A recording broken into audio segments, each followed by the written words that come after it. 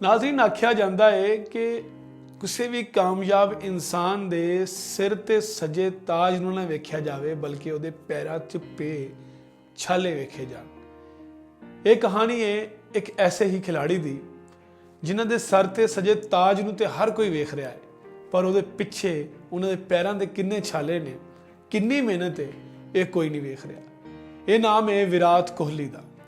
विराट कोहली जिन्हों इस वेले क्रिकेट की तारीख का सब तो वड्डा बैट्समैन आख्या जा रहा है, जिहड़े कि अपने क्रिकेट की पीक के आखिरी सालों के 103 की एवरेज के नाल वर्ल्ड कप के हाईएस्ट रन स्कोरर ने।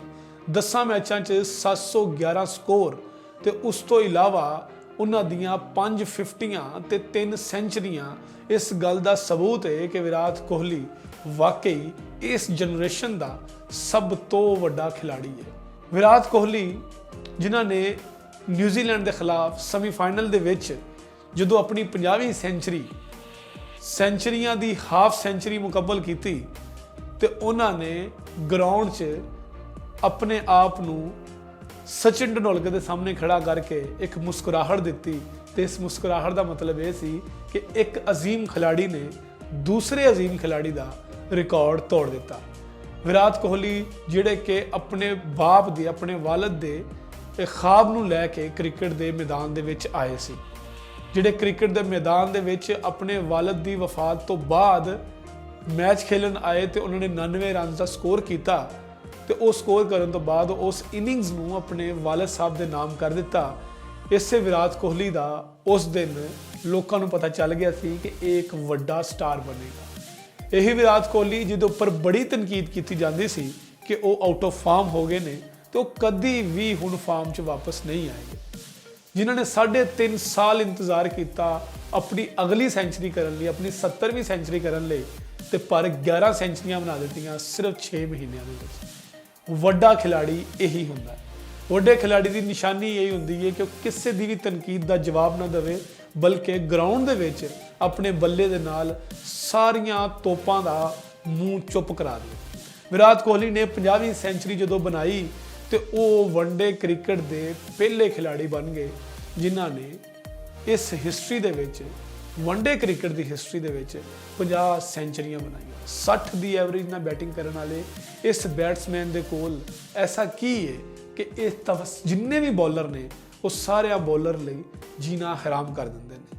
विराट कोहली जिहड़े इस वेले कहा जा रहा सी कि ये वर्ल्ड कप जिहड़ा है, इस वर्ल्ड कप तो बाद उन्होंने मुस्तकबिल का फैसला होएगा, पर विराट कोहली ने सेमीफाइनल तक दस दिता है कि उन्होंने मुस्तकबिल हले ख़त्म नहीं, उन्होंने हले होर भी रिकॉर्ड बनाने ने। 13,500 तो उपर रनस बनाने वाले विराट कोहली जिहड़े ने उन्होंने अगला टारगेट जिहड़ा है वो सचिन तेंदुलकर का वनडे क्रिकेट के विच सब तो बहुता स्कोर बनाने का रिकॉर्ड है, जिहड़ा कि 18,000 है। सिर्फ 4,000 या 4,500 रन दूर ने विराट कोहली सचिन तेंदुलकर के इस रिकॉर्ड तो। उस तो इलावा विराट कोहली ने फास्टेस्ट जड़ियाँ ने 50 सेंचुरियां बना दी। ये रिकॉर्ड शायद ही कोई तोड़ सके। एक तो 50 सेंचुरियां बनानियां लेकिन स्पीड के नाल बनानी, क्योंकि 49 सेंचुरियां बनाने लई तेंदुलकर ने 464 मैच खेले सी, जबकि विराट कोहली जड़े ने वो सिर्फ 288 मैच जड़े ने वो खेलन तो बाद इनिंग्स खेलन तो बाद वो वनडे क्रिकेट की 50 सेंचुरियां मुकम्मल करने वाले बैट्समैन बन गए। विराट कोहली ने जदों सेमीफाइनल के विच अपनी 50वीं सेंचुरी मुकम्मल की तो उन्होंने वास्ते ये लम्हा शायद क्रिकेट की किताब का सब तो वड्डा लम्हा सी, क्योंकि 50 सेंचुरियां वनडे क्रिकेट के विच हाले तक तो कोई नहीं कर सकिया। पर ये 50 सेंचुरियां विराट कोहली ने जिहड़ियां कीतियां इन्हां दे विच चेजिंग दे विच 28 सेंचुरियां ने। ये एक बहुत वड्डा रिकॉर्ड है, ये भी रिकॉर्ड शायद ही कोई तोड़ सके। उस तो इलावा विराट कोहली ने इस वेले क्रिकेट वर्ल्ड कप 2023 दे विच जिस एवरेज नाल वो खेल रहे हैं, ये भी वनडे क्रिकेट के वर्ल्ड कप की सब तो वड्डी एवरेज है। 103 की एवरेज के नाल वो 10 मैचों 711 स्कोर कर चुके हैं। तो उन्होंने पिछे डिकॉक ने जिहड़े कि सेमीफाइनल अगर वो 120 स्कोर मारते हैं तो फिर वो विराट कोहली के बराबर आएंगे। अगर वो स्कोर नहीं करते तो मतलब ये वे कि विराट कोहली इस वर्ल्ड कप के हाईएस्ट रन स्कोरर रहणगे तो वो man of the world cup भी नाम जो खिताब है उन्होंने नाम के नाल लगेगा।